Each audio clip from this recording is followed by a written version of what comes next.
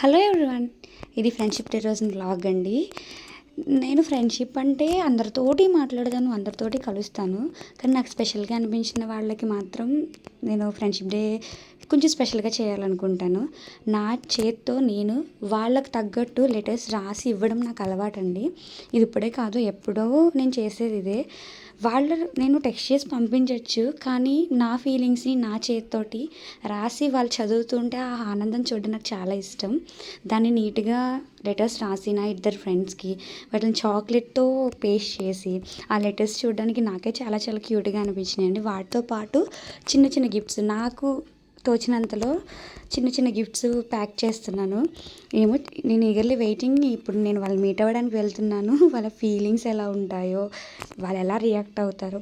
Text చేయొచ్చు కదా అనుకోవచ్చు, కానీ టెక్స్ట్ అది వాట్సాప్లో ఉంటుందండి. ఆ లెటర్ వాళ్ళ లైఫ్ లాంగ్ చూసుకుంటూ ఉంటారనేది నా ఫీలింగ్. అందరికీ ఎవరికైనా నా ఫీలింగ్స్ని లెటర్స్లోనే ఇస్తానన్నమాట.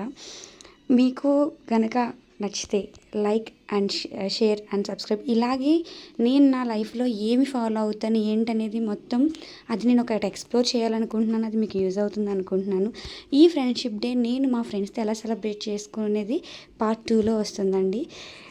Go and check it out and please support me. Like and share and subscribe my channel. Happy Friendship Day all.